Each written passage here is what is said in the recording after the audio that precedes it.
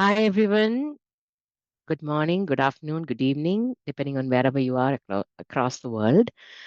Welcome to this really special session with the Mentoring Club, the Lead Forward Summit 2026.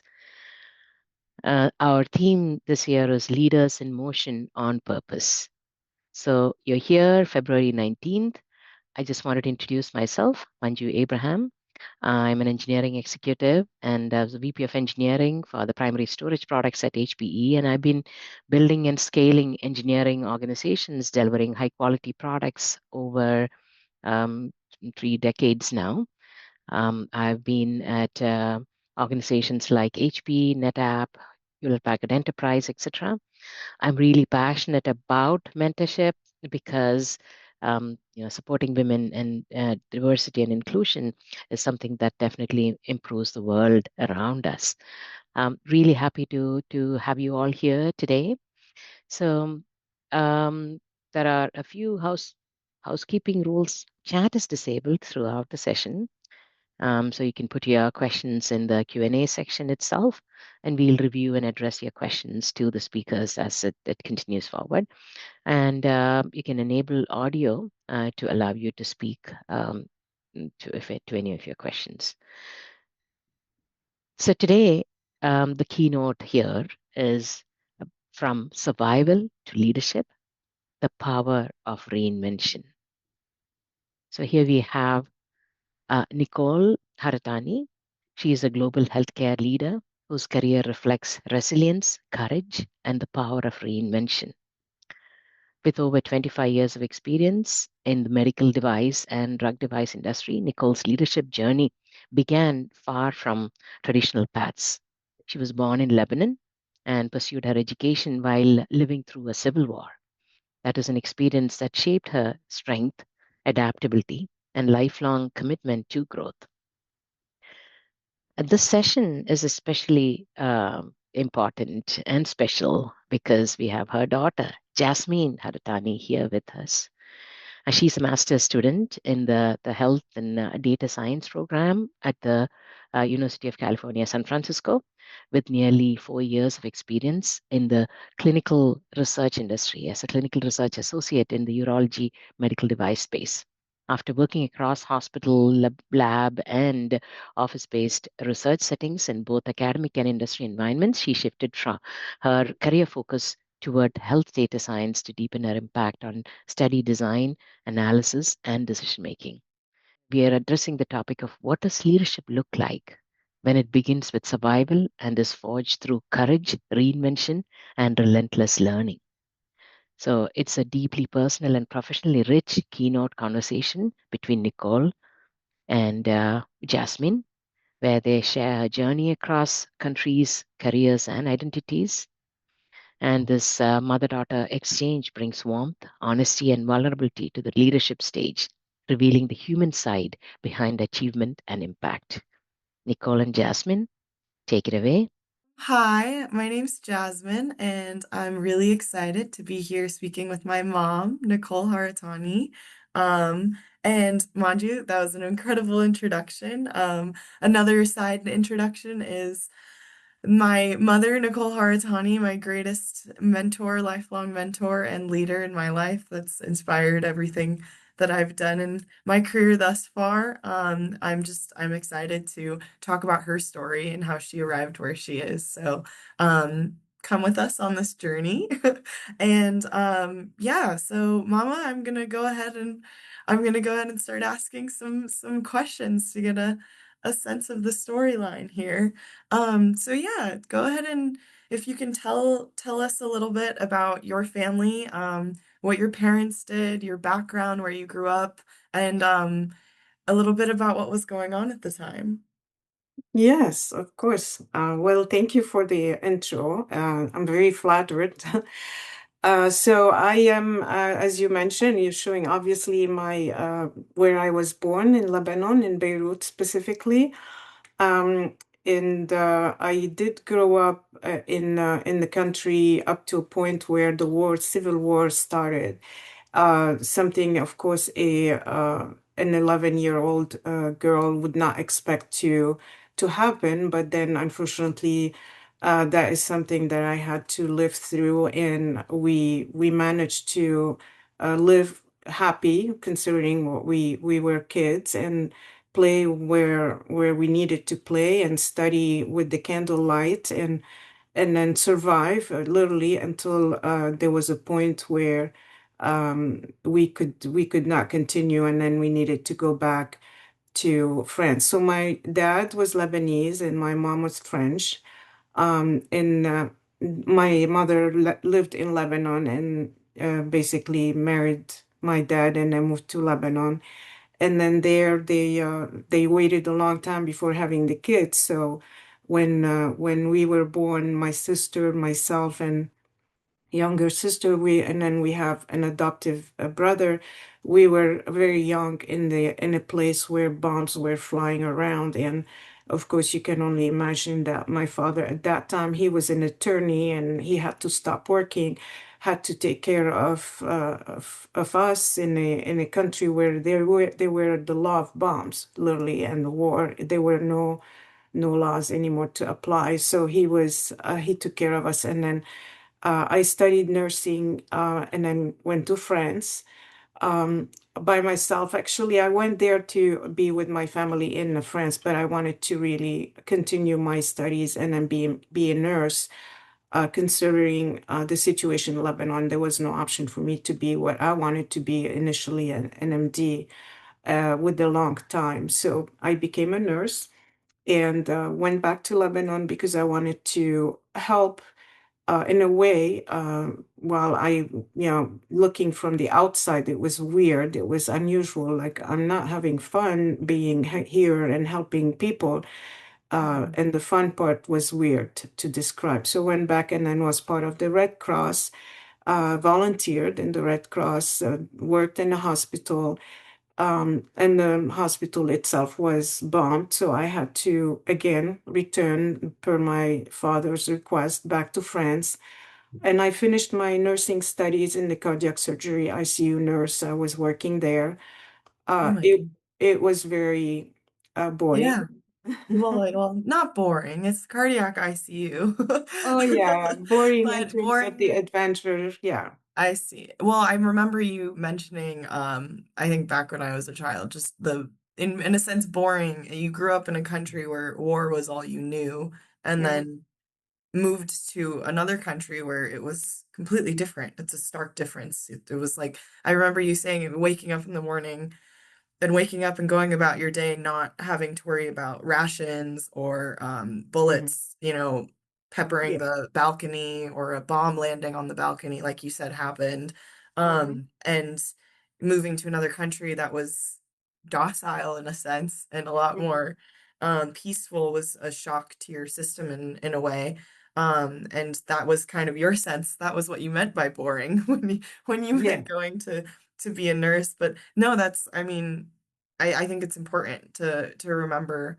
Um, yeah, that was a really big change, but it almost feels like you oversimplify sometimes because I feel like you grew up in Beirut in the midst of a war, an actual there was a no man's yeah, land. There were mhm, two sides. It was a religious war on top of that, and yeah, it yeah, really separated. I just remember you mentioning little tidbits throughout my childhood, but when you were, I guess, because we're going through the part of you being in Beirut during that time, but when you decided to be a nurse and you decided to take that route, what kind of motivated you? What pushed you to get mhm, up in the morning? Because I feel like you're seeing the worst humanity has to offer.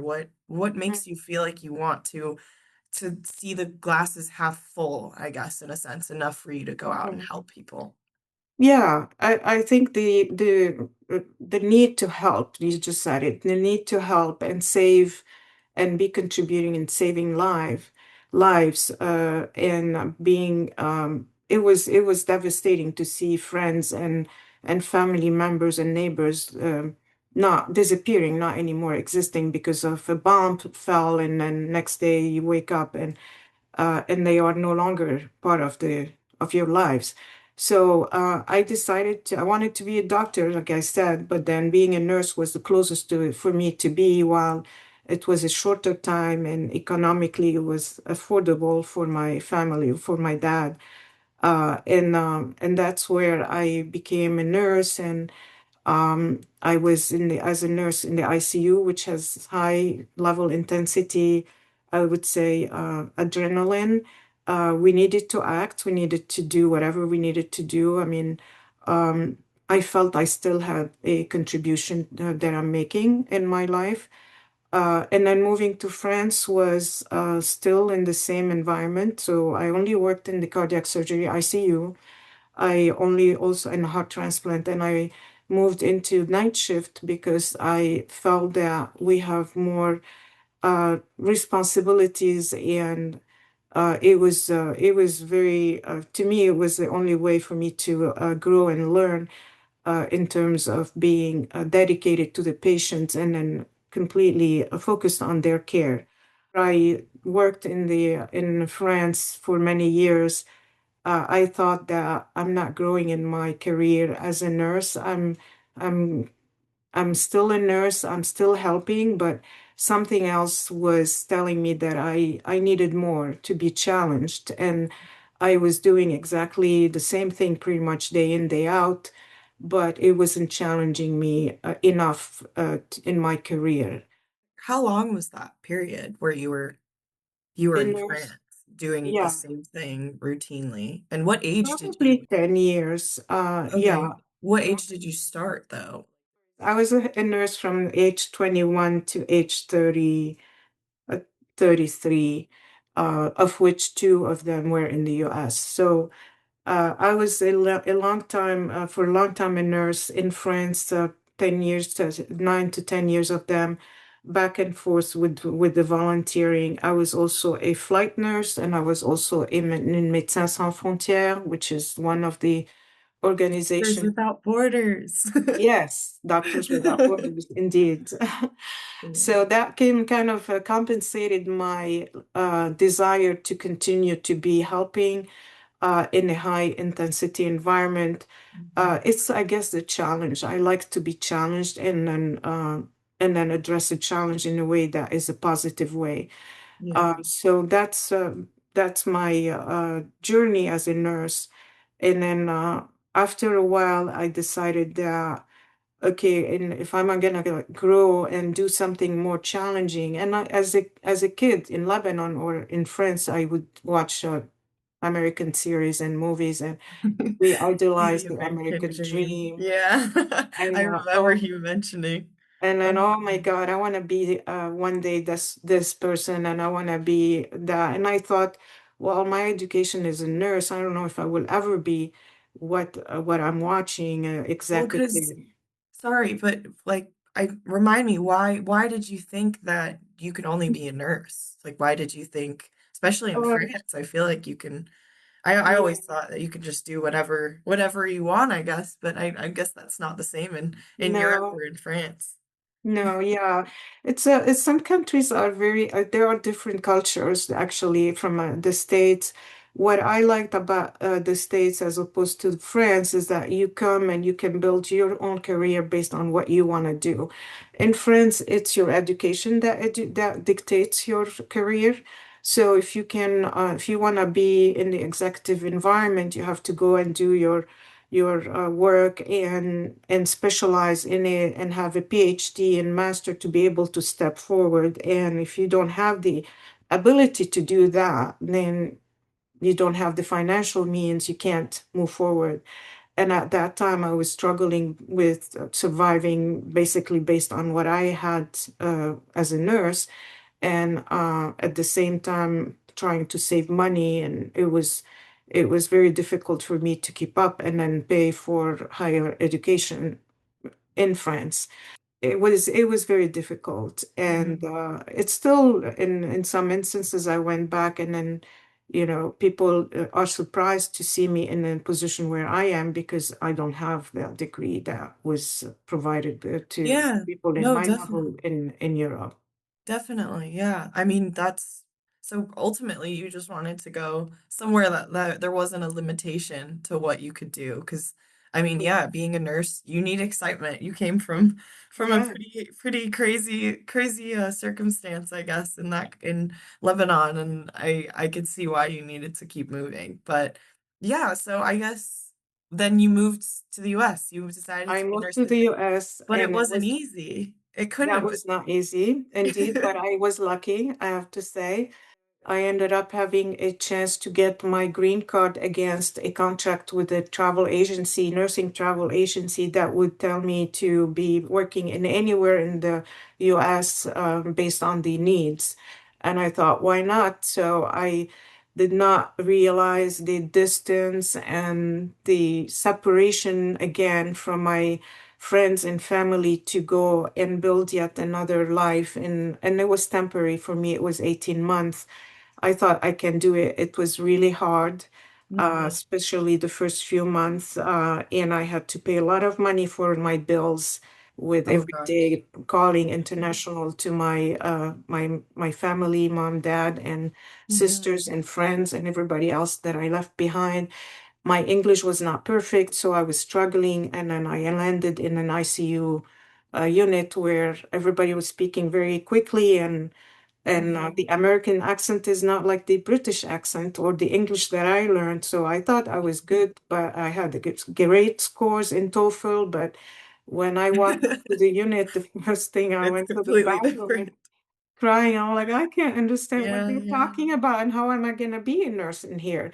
So that was kind of triggered me to sign up for ESL classes, English for as a second language while I was working. I spoke with the supervisor, head nurse, and I said, I don't feel comfortable actually doing this. I want to shadow until my English is better. And Hmm. she agreed. So that was kind to let me shadow for a few weeks. And little by little, my confidence started getting back. I was feeling really diminished in terms of not knowing to speak and not knowing to express Hmm. what I'm seeing and then tell them what I think it's happening. So Yeah, it was, to me, is like, going into almost a silence mode and observe. And I yeah, learned my English. My classes were like afternoon or late evening, so in the evenings, late in the yeah, day. And I felt much better in practicing, of course, working and listening. I took notes about new words that I didn't even know what they meant. yeah, yeah. And No, then it's, I worked there I for mean, yeah. Well, where was there? oh, Where I in the worked at US? the in California, Sacramento. Coming from Okay. Paris to Sacramento was also another cultural shock. Ah, one completely different city to another. That's yeah, that's well, Yeah. sorry. I don't mean to interrupt, but I guess what I'm wondering were challenge in terms of challenges, because it's you kind of glossed over the transition a little bit. I know the language barrier was frustrating, but I mean, was becoming a nurse in the US though, like I Mhm. mean, you had to take your NCLEX, I'm sure, and you had to, there's different licenses needed for different states. Was Yeah, that yeah. easy? Mhm. Was No, it wasn't. considering it's in English? Yeah, one cannot just say, I want to be a nurse and go like that. So I kind of did my little work and I realized I need to have an equivalency in the NCLEX, having in the nursing, so hence having to pass the nursing board for the US. And every state has a different exam. So if you don't pass in New York, you can only work in New York. You cannot move states and then use your New York boarding license. So I thought I was going to go and land in New York or New Orleans Mhm. or Miami, On and so that I side. passed. So studied, yeah, I studied. So there I signed up for 1 year to prepare for the NCLEX.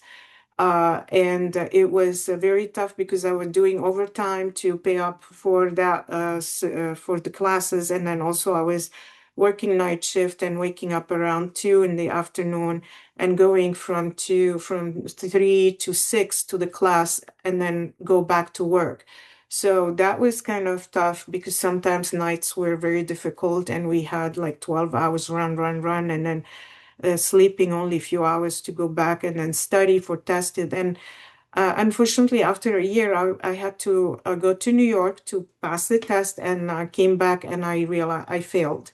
So that was Oh not my gosh. acceptable for me. Yeah. Well, I yeah, cannot no. fail. I have to do it again.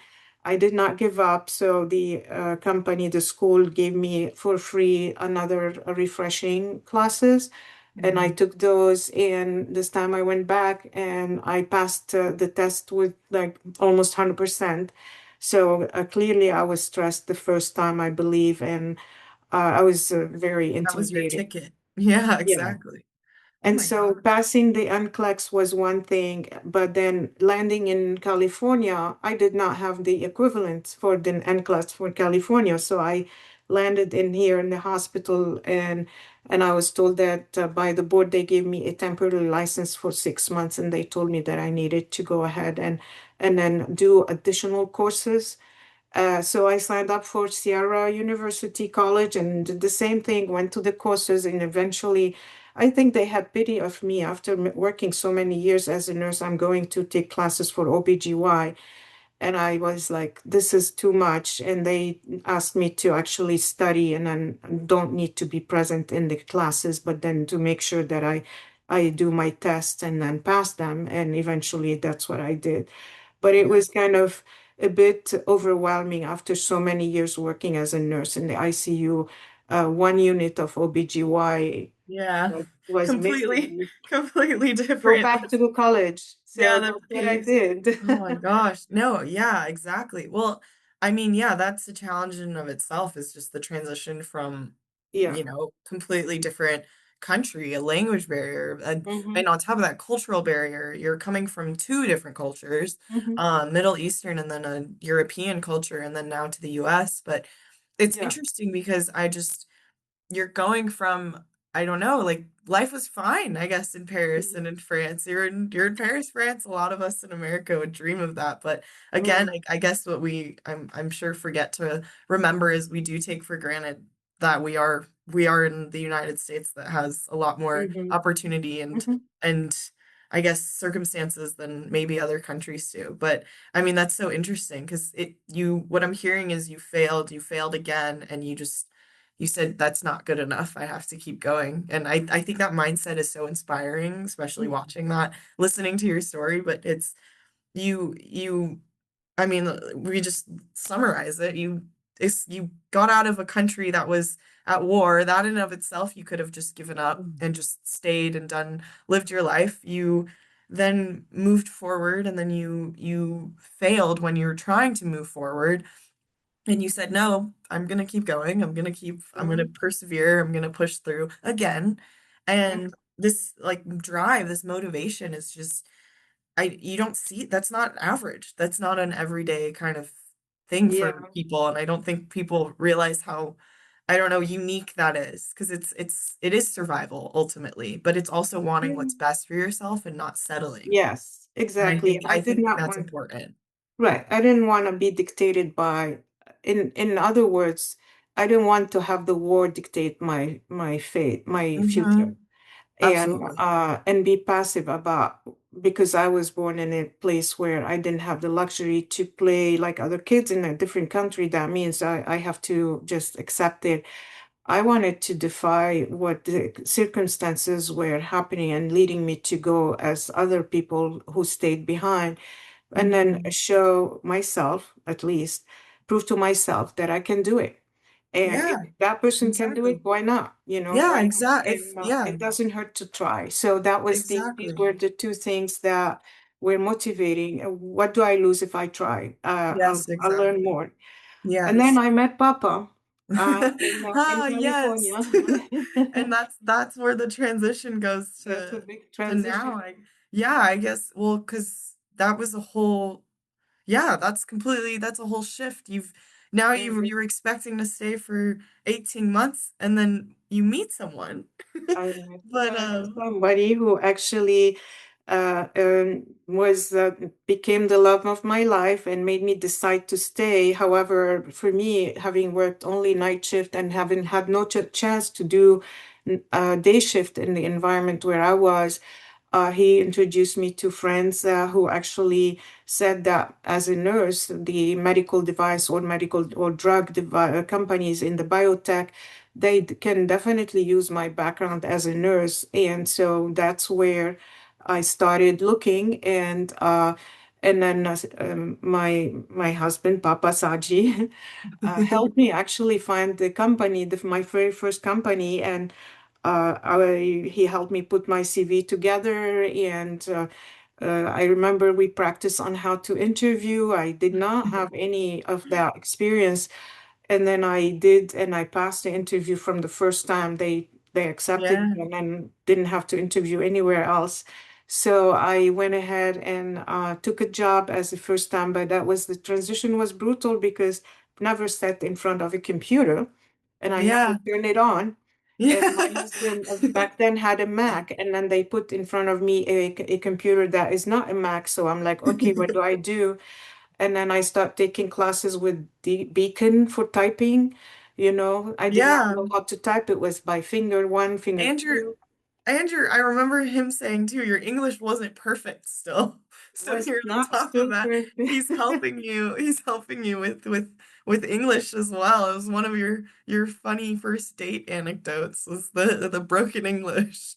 Yes, yes. And then I needed to know how to create a Word document, how to respond to emails. And so I took classes. There you go. Microsoft was Yeah, there. you I, go and you take classes. I mean, I yeah, did definitely. But classes yeah, for Word and PowerPoint, and became excelled in Access database, and realized that I like to do that. I like to put yeah. together these type of stuff. So that helped. And then I was in the research and I didn't know what I was doing. Hmm. Um, I would hear a lot of acronyms. So it became very clear that I need to understand the work that I was going to do. Hmm. So I took classes as a medical device, clinical trials and development in the industry. So I really, again, I was pregnant with you, and I'm going after work. And then it was The 6 to 9, classes, yeah. the classes every other You're just night. really you couldn't keep away from really putting it together the Yeah, and craziest my schedule. family would say, "You're gonna always be learning, going to class. You gotta have to stop." And I'm like, "But I Mm-mm. can't. I need Never, to." So never. that's where it helped me over 2 years to get my certificate, and then it moved me up, and my career started looking more brighter in the horizon in terms of more hope for me to move forward. Seeing Yeah. people like me actually being promoted because they did the job, Yeah, and and showed this, yeah, I mean showed the leadership as well, the skills and the perseverance. You weren't There were no excuses. There was yeah. no you did what you needed to do, and you when you didn't understand something, I remember you bought books and books and you took I classes have because plenty you of books still. refused. Yeah, you refused to go to another meeting where somebody asked a question that you didn't know the answer to. You wanted to make sure that wasn't the case as much as possible. I think that's no, that's incredible. But I think that sorry, I don't mean to cut you off, but I want kind of to hone in though the challenges that you've faced so far. You've said, or just like language barriers, you're stepping out of your comfort zone, you're doing these things ultimately for yourself, and you're not taking no for an answer. But would you say that other challenges like being a woman of color in the workplace in an industry that is still primarily men, Mhm. and I people that were born in the United States, would you say that that compounded, I guess, with other Oh challenges that yeah, you already were facing in your life? Would you say yeah, that was something that kind of pushed you more, and is were there more? yeah, Yeah. yeah. It is very unfortunate our country still have that problem everywhere else, but I feel like although you can grow in your career, but there is always a wall that you, as a woman who doesn't speak the English as a first language, who has an accent that I am always given that as even I take everything as a joke, by the way, so that it goes by. Yeah, I have an accent. It's I want to hear your accent when you speak French, and then Or and then Arabic. but then the fact that it's crazy to say it, but I'm gonna say it, that people think that if you have an accent that you're not as Knowledgeable. knowledgeable. Yeah. And it just strikes me to think that people can think like this still in a country where we think that we have evolved and grew. But to me, is basically to prove them wrong, is that I would just listen and then say, okay, I heard you, but I think this is what the idea. And then there are egos, of course, working in a hospital environment, but also in an industry environment, working with people who have PhDs and have been like executive for many years, and they are American, and they have, gone through the easy way, I would say. It's hard to really. It's like you have to prove yourself, and Yeah. I have Constant. heard it that even when you change a job, proving yourself is harder as a woman and harder as a woman of color than proving yourself if you come and you're just one, that doesn't have that background. So Yeah. it's not an easy, but I learned that this is not going to be a reason for me to step down or step away. It's not Yeah. enough. You step up to the challenge. Yeah. You said, And well, okay. yeah. We're gonna keep going. I Yeah, don't yeah, know. I have an accent. Well, I speak three everybody. languages, four languages. Exactly. I mean, I think that's more to be said about you. It Yeah. means that you put in the work to learn another language. You dedicated time to do that. And I think that I mean, I thought it was so interesting because I just remember you telling me a story when you were a nurse in Sacramento, and people are questioning your calls and your background, and yet you had seniority over all of the nurses there. You'd been a nurse for so much longer.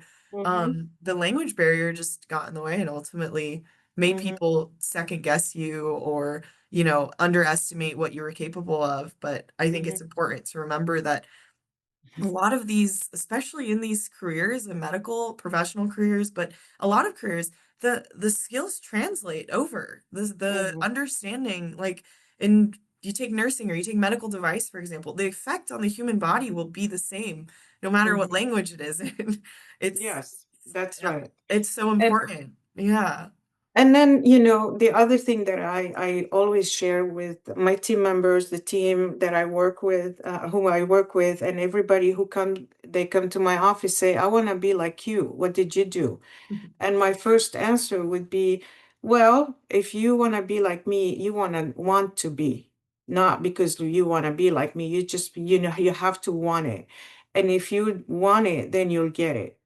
You have to put that in your mind. You cannot want because of, oh, it looks pretty. You have to Yeah. be convinced that that's what you want. And once that is done, that's easy. The rest becomes, you're gonna have Yeah. to acknowledge that. Like, I do know that there have been sacrifices, but I always remind myself that was my choice. And that sacrifice, being away from my family, being away from you during my trips of working travel, business travel, all these were nights of crying. But then at the end, that was my choice, and I met a goal in my every single step of Yeah. that. So I always tell them, don't give up on a dream. If you have a dream, and I told you this and JP, your brother, never give up a dream. Do whatever you want to do, and you will be what you want to do eventually. So nobody should tell you you're not Yeah. fit. Nobody should tell you, I don't think you qualify, because they Yeah. decided, if you qualify or not. Definitely. It's good to hear and listen and take the background, the criticism as constructive feedback, of course, but it should not make you change what you want to do and become eventually a leader. Yeah, especially I mean as a woman. I mean, I remember growing up, I never I never once thought that there was anything I couldn't do as a girl. I just said, when I was a kid, it was like, oh, I want to go over and play soccer with the boys over there. Yeah, okay, I can go do whatever I want. But then it translated into academic achievements and goals, and then eventually career goals. And I never once did I ever hear you complain about being a woman in the workplace and feeling discriminated against. I felt like you when I got older and we had the discussions, you've always felt that way, but you've never let it get in the way of what you were able to achieve and what you set your dreams and your expectations and your goals to. It was always just, oh, well, that's, yeah, so what? I can still do exactly the same thing that my colleagues can do no matter what.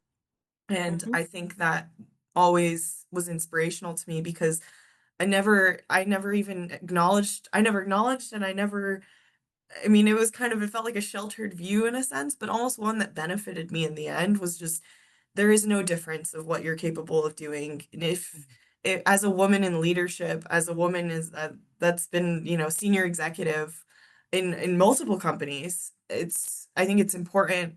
Like, yes, there were not many, but it Mhm. didn't, you never let it, I guess, set you aside. You never let it Mhm. kind of put you on a different path in a sense if you had a goal in mind, Yeah.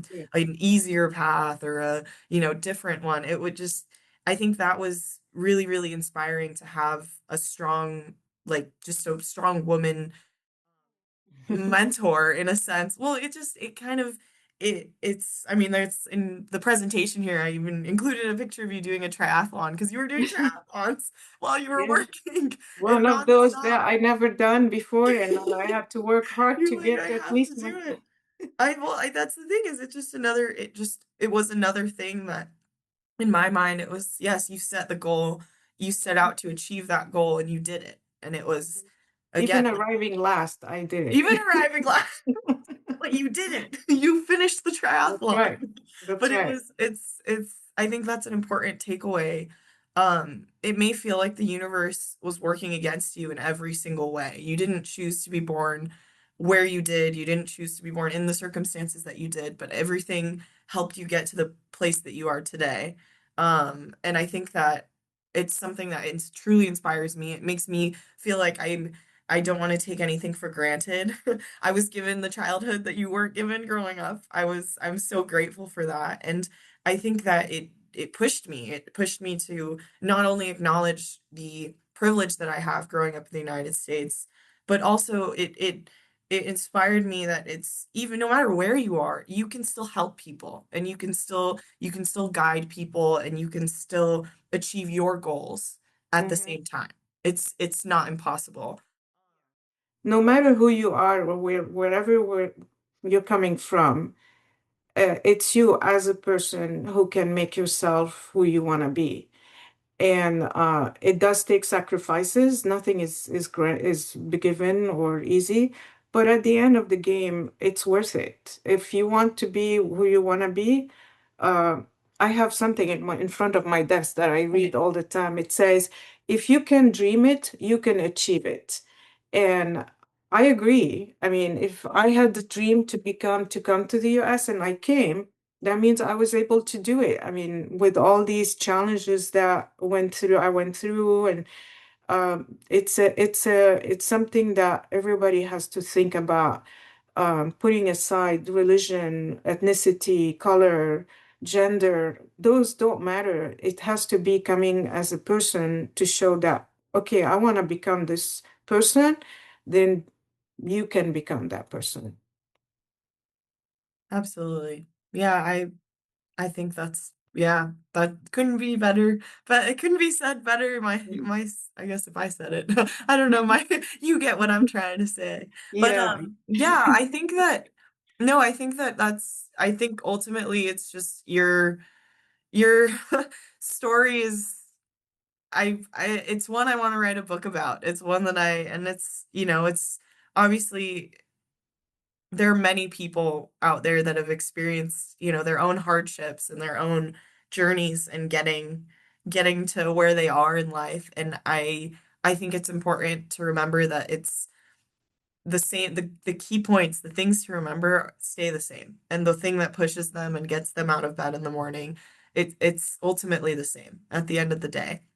Mhm. And yeah, I think I couldn't have asked for a better mom. And I couldn't have asked for a better mentor, a better lifelong mentor. Because again, I mean, I'm also in clinical research. And granted, it wasn't forced upon me. It was very much, it was decided. I decided that. But I decided it was my goal but I decided it with your guidance, and I decided it with your openness to letting me be who I wanted to be. Been a I could have wanted to be a musician like my brother, like JP, or, work in a different side of the industry or whatever it might be. I felt like I always had your support, because I think something that you also mentioned was coming from a country in the Middle East. It was something challenging, was that women, on top of that, were not expected to pursue their dreams or their goals. Their goal was decided for them. And I think that, again, everything that you've experienced has led you to where you are today. And I think that an important part was Teta, was my grandma, and your mom. I think she was very, very open about that, and Jado. And I think, like you said, I mean, I think you could say it better, but they weren't as, confining. They weren't as, this is what you're gonna go get married and you're gonna have children. It was something Mhm. you wanted to do on your own, but in your own Mhm. time. That's So yeah, exactly. yeah, Yeah. I think I don't know, that's amazing. Well, It's thank great. you. I'm proud of you too and your brother, and I hope that this experience is a it inspires a lot of people to go back to and look at their dreams and then do whatever they want to do, and not be intimidated by anything that is not worth to be intimidated by. Yeah, even if the universe is trying to show you that, trying to push you down, That's right. you still need to get up, and you can keep going. There's Be positive. That's another thing. I always Yeah. think about, oh, I'm so lucky compared to other people who are in countries who cannot have what I'm having here. So it's always that, having seen poverty and misery and war, every day I thank God that I am in a position where I am alive in good health. I don't have an arm that is cut off, or I have healthy kids. I am healthy. I have a healthy husband, and I have a family, and I have a good job. A lot of people couldn't make it. So I feel Yeah, fortunate. I think, yeah, I agree. I think remembering, yeah, we're we have that very big thing to be grateful for. But I think that a lot of it came from what you and Papa have done to up to now, and you especially. Not to diminish Papa. But yeah, well, I guess here I'll go ahead and stop. I believe that was my last slide. Yeah, enjoy the journey. I'll go ahead and stop sharing. Manju, if you want to take it away, or I think it was a Q&A that we were gonna go into if anyone has any questions. I had a question for your mom, Nicole. Mhm. What gave you the strength? So what kept you going? I think you kind of gave a gist of that, but I wanted to hear Mhm. what gave you the strength Oh, to get through all of these different types of challenges, right? One after the other. It's resilience, the way you keep bouncing back. And that's what your yeah. daughter is learning from you as well. Mhm. Well, it was I am a big dreamer. I used to be sitting in, like, I would be in my bed and listening, or sometimes under the bed, or hiding and listening to the bombs, and I would close my eyes and I would dream about a different life that is better. So I hang on that dream and hope, and I dream and I hope. I dream about winning the lotto, but I know this is not something I can do. But dreaming is and hoping are the big things that make me. I'm a believer that there's always hope in everything, and no matter whether is there's 1% of chance that I'm gonna hang on with that 1% chance and make it work. And then that is basically how I survived and getting out of the war, because I mean, we were in blockades. We were, we couldn't get out of the country. And then when they said we can get out, I'm like, I'm out. I am gonna get out. So it's that hope and hanging on a hope, and not, like you said, resilience, not giving up. You know, these are the two things that kept me moving, and and then seeing my dream become true eventually. And if it doesn't become true, then it's okay. There's another dream that I'm gonna start looking for. Yeah. I think there's probably it is Desmond Tutu who said, "Now hope is being able to see that there is a light despite all of the Hmm. darkness," Yeah, right? So, Mhm. and Definitely. because it's a good thing, maybe yes. the best of things, and Mhm. no good thing ever dies. So let hope stay alive. I think that's what you're saying. Wonderful. Yeah, and I was there telling this my patients when I would be sitting, and the patient, was like struggling. They were struggling, and they were conscious about how they were doing. No, I was like, no, you're gonna be fine. And then that hope that the fact that they would see me, it's so like hoping, and I have letters from patients coming back to me and thanking me for, Mm, encouraging them to hang in there, and they were between right. death and life. So I think that part of it was made it very meaningful in my life, that hope is always the way to survive, and to dream is another way to survive. Yeah, definitely. Especially when you were alone for a bit there Mhm, in the beginning, starting in a new country. It's you want to have the support of your family and friends, I'm sure. And I remember you always mentioning how lonely it was mhm, for in the beginning there, but it's kind of, remembering you have your own dreams and your own hope that will be there and that you're like looking towards mhm. for motivation and to keep moving. And I think that's so inspiring and important to remember as well. Yeah, Yeah. another thing is that patience is another one. I was not patient in the beginning, and when people lose patience, they give up quickly. Mm, And Mm, I learned to be patient. It will come one day, but I have yeah. to take it one step at a time. You Dream tell don't me. come to, become, yeah. yeah. They don't No, come immediately. it's so true how you define that hope because it's not about like the lottery example you gave, it's not about passive wishing, right? It is Mhm, a disciplined mhm, imagination with patience Mhm. mhm. and aiming to move forward. And that is so apt with our conversation and the summit as well about leading forward, right? So Mhm. true, Exactly, true. exactly. Yeah, awesome. This is Lisa.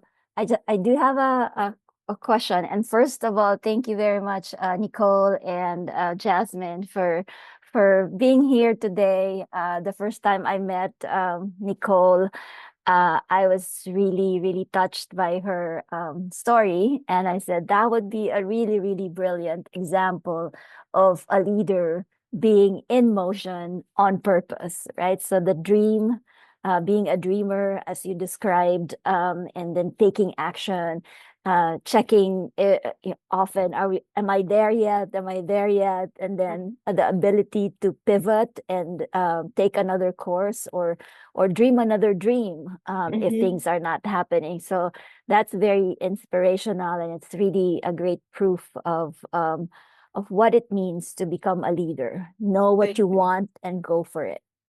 Question for Nicole: Mhm, when it comes to understanding how to navigate a different world, besides the challenges of language, culture, how people react to you, based on how you talk. Was mhm, there any specific thing that stood out to you that you have not encountered before? mhm. A specific challenge that was really, really hard. Yes. It's the education. My background as a nurse, you don't learn biostat, you don't learn, technical things, engineering world. I work a lot with the R&D engineers and understanding the ideas. And that was kind of a challenge and a new way for me to start translating this into my nursing brain and then understand the whole business aspect of it. So um, I took classes of biostat because I had no idea what they were talking about when I was in a study design, clinical trial design. They were talking about the power and the inferiority and superiority, non-inferiority. I'm like, okay, that doesn't exist in the nursing environment. And it to go and then learn and study and pass the test, it's not an easy thing. And when you don't pass it, you think, oh my God, I'm not gonna be good. You just I don't want to be hard on myself, but at the same time, I want to give myself a chance. And if I don't get it, and that means, okay, it's not the end of the world. At least I learned something that I can understand, but I'm not going to become proficient about it.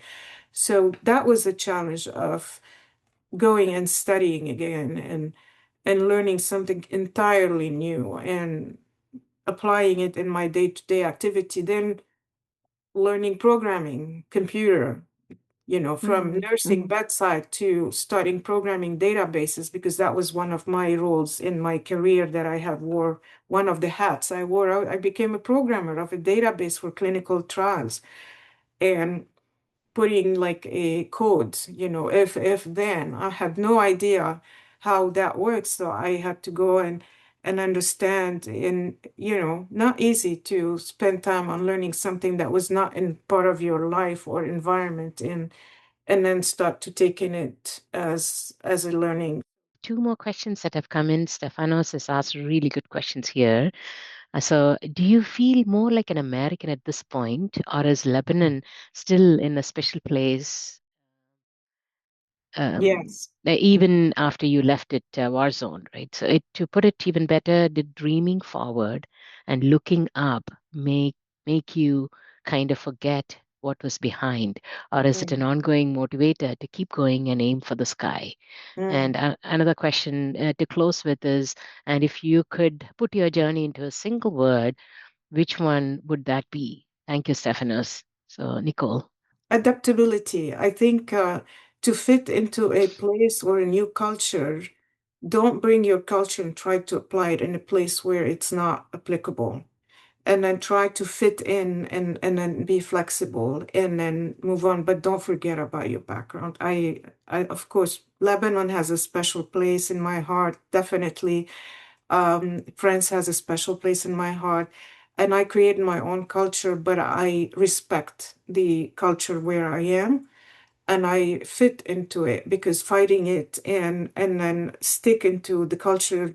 I have a lot of people who came from other countries and then went back because they could not accept the culture that they're living here, and so they had to go back and live back where they are, and that makes it harder. It makes it really hard on somebody to adjust to a culture. So um, adaptability and flexibility is what I would say.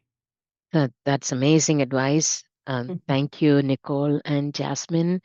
A lot of lessons, lot of life lessons that you've shared. That's wonderful. Thank you. Jasmine, again, thank you for bringing your Yeah, mom of together, asking all course. the right questions, as No, well thank as you for having us. it's wonderful to listen to the interaction between the two of you, your connection, as well as your admiration, and the way you look up to your mother. So that relationship is amazing. Yeah, thank you so Thank much. you. Yeah. Thank you for having us here, and hopefully, this This can is, help a lot of people on how they think. yeah, and inspire more people to keep going. Yeah. And Stephanos also acknowledges that that was exactly the Thank you, answer he would have Stefano. also. That is great. Back to the survey, Daria has posted the link also there. There is look at the special, first 10 respondents will be eligible to receive special giveaways as well. Take a look at that. So receive 1 month free subscription for every session survey completed, and so complete 6 sessions, and you get 6 months free subscription as a mentee. So you can register as a mentor or as a mentee. And so please make sure to do that. So we have some, I'll take you back to that after I complete this one. So we have a few workshops that are offered, and you can get a 25% discount with using this particular promo code LFS 2026 WKP. So the leadership lift off, the branding one, that is, I attended that session yesterday. It was really, really good. I haven't attended the others, but network navigators, building relationships that compound. This is so key, especially in this world right now. Your network is your main asset. So that's a very good workshop as well. AI augmented leadership, mastering 5 levels of influence. This is the AI era. We have no escape. The genie is out of the bag. So adaptability is key here. And one of the ways to adapt is to kind of figure out how to augment yourself with AI in the midst. So get your 25% discount when you sign up today. And again, all of the 13 sessions that we had, you can access the recordings. It's just $13. And because it's the 10th year anniversary of Lead Forward, the mentoring club, so we have a 10% discount as well. So it's just $11.70. So that's the VIP pass. Okay, the next session, Future Forward, mentoring in the age of AI and emerging technologies. I'm looking forward to that. So in case folks didn't get a chance to register for this one, please take a look and use the scan and sign up. Okay, enjoy the journey. Thank you again, Nicole and Jazmine, for sharing your journey. Thank you. Thank Thank you very you. much. Let's look at the top 10 skills leaders will need to do well in the AI-powered future, the very near future. Note that many of these qualities are skills leaders already need to master to be effective with their followers. From that vantage, part of what you must consider is which tasks you can delegate to AI while refining your skills that require human wisdom and contact. The top skill is communication. Leaders must continue to focus on the basic skills involving relating to others. Continue considering the attributes of your leadership, all of which center around better communication, collaboration, negotiation, facilitation, social influence, and active listening, for example. The second most important skill is a growth mindset. With or without AI, change creates massive opportunities. To see them, you must cultivate your growth mindset, which includes curiosity, lifelong learning, and the ability to unlearn so you stop doing things that no longer serve your mission. Number 3 is adaptiveness. Use what you learn through that growth mindset to enhance your ability to anticipate change and proactively launch initiatives. Adaptiveness, resilience, and business agility are key to this. Number 4 is emotional intelligence. Because you'll be asking your teams to make changes which can feel unfamiliar and uncomfortable, you must amplify your emotional intelligence, also known as EQ. Building your EQ involves self-awareness, self-management, relationship awareness, empathy, trust, and psychological safety. Number 5, an abundance mindset. It's easy to fall into fear in uncertain times. That's the result of a scarcity mindset, the feeling that there's only so much good to go around. But an abundance mindset says there's plenty, that we collectively have the knowledge, wisdom, resources, skills, and attitudes to meet challenges. That allows you to reframe uncomfortable situations into opportunities. 6th is domain expertise. Stay on top of your specialized knowledge. Excel in your areas of domain expertise and keep abreast of technological advances in those areas. That always helps you guide your teams, and it helps spot potential errors in AI results. 7th is AI skills. Remember what I said about communication back there in the number 1 slot? To leverage AI successfully, you must know what questions to ask AI and how to ask them. Otherwise, you may get inaccurate results. The better you are at asking the right questions, the better my AI family will be at providing useful information for you. Coupled with that is number 8, analytical skills. Call it hypercritical thinking if you'd like. Analytical skills, problem-solving skills, systems thinking, 360-degree thinking. It will all help you leverage your human knowledge and my AI-generated information. The number 9 needed leadership trait for the AI future is creativity. Humans are still the best at innovating, at looking at disparate, unrelated data and seeing something new in it. There is some data we AI won't consider, or solutions that won't occur to us. If you rely solely on AI, there are solutions that will never come up on your radar. So create and experiment. Finally, there's number 10, risk awareness. Understand the risks AI presents, then continually evolve governance processes to address these risks. If you have questions about innovative leadership or how we can help you become an innovative leader, please browse our available services or contact us at inquiries@innovativeleadership.com.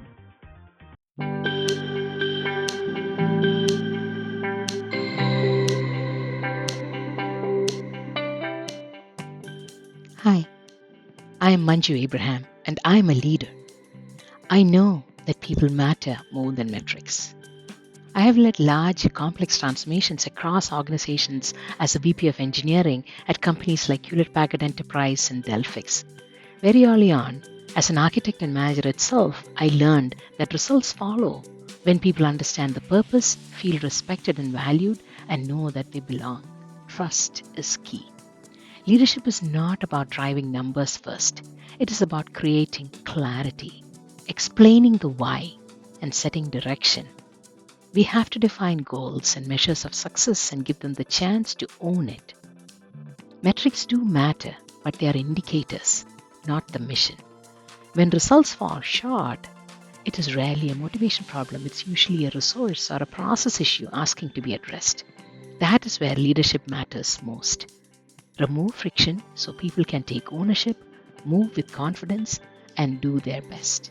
That is how I lead forward confidently. In 1998, an epiphany led me to the goal of transitioning my career from the Philippines to Silicon Valley. 2 years later, I met with people in the Valley to find a job.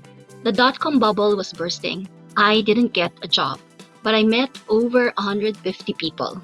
In 2002, 3 of my contacts hired me. I joined their internet consulting company. 8 years later, I became Chief Operating Officer and part owner, then exited in 2020 to focus on the Mentoring Club, my give back passion project. The Mentoring Club connects working people to accomplished leaders for leadership development mentoring. With a growing community of hundreds of mentors, mentees, volunteers, donors, and partners globally, we are changing the world one leader at a time. What is my vision for the Mentoring Club? When I started the Mentoring Club in 2016, I declared that our mission is to provide a mentoring community for young leaders. When we launched, not only young leaders signed up, mid-career people and advanced career people signed up. And so we evolved our mission to provide a mentoring community for aspiring and seasoned leaders, where seasoned leaders refer to both the mentors and the mentees. Today, anywhere in the world, we help working people find mentors who can guide them to develop the skills they need to achieve their career and life goals. We help mentees fulfill their goals through meaningful work that creates positive impact in the world. We believe that when we're doing meaningful work, that's when the leaders in us come out, because we care about the results. And when we care about the results, then that is how we can make a positive impact in the world. Ultimately, my vision is that as mentees become successful leaders, my dream is for them to become mentors to others. And that's how the cycle of giving back can continue, hopefully without end, hopefully even long after I'm gone. One of the ways we attract people into the Mentoring Club is to share our leadership core values. Our anchor values are trust, leadership, and community. Under trust, we believe that integrity, honesty, and commitment are what make us trustworthy as individuals and professionals. Under leadership, we believe that health, vision, and execution are all needed to be successful leaders. One without the others pretty much leads to nothing. We have to have all of them. And It is understandable that not all of us will be great at both visioning and execution. So if you're great at visioning, find somebody to help you execute. And if you're great at execution, find somebody whose vision you can support and help execute. That way, both of you can become successful leaders. And the last anchor value, community. Under community, we believe that humanity, contentment, family are the social grounding forces that make us feel fulfilled and happy. At the end of the day, even though we're successful as leaders, if we don't have anybody to share that success with, then it will be a lonely success. And so we encourage everybody to think about their values. And if those values align with ours, then this may be just the right community to be a part of. What is the mystery to life? It's fulfillment. Feelings come and go. Values kind of get you through the pain. They get you through the good times. They get you through a lot of things, but they are a higher level of consciousness and meaning. Hi, my name is Steve Rivera Rodriguez. I'm a mentee in the Mentoring Club. My value is vision. For me, vision is an intense desire to see something being accomplished. It is an intrinsic motivation to keep working towards a new reality. We can call it having a dream, something that lives within you.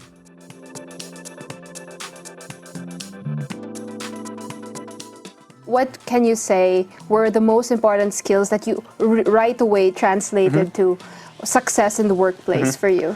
Yeah, so I was having a lot of problems making conversation. Okay. I would go to work, get my tasks, do them, and go home and repeat. And I was having a lot of problems communicating things that I wanted, things I didn't want, career growth, expansion. And I got a lot of guidance going into softening the conversation, really growing the conversation into how I really want for myself. It seems like it was really life-changing for you I mean, seek a new set of eyes, someone who you don't work with directly to sort of give you guidance, someone with a lot of wisdom. Yeah. Hello, my name is Angela Petrigal, and I'm a volunteer with the Mentoring Club. One of the core values that are very important to me are support systems. Support systems can consist of your family, your friends, your acquaintances, your mentors, because you want to lean on them when things get tough, when things get challenging, when you question yourself, when you just want to get advice, or you just want someone to talk to, especially nowadays when things can get very challenging. So it's important to have those people that can keep you grounded and continue to inspire you to move forward. So I'm very grateful for the Mentoring Club, which serves as a very strong support system for me. So thank you, everyone.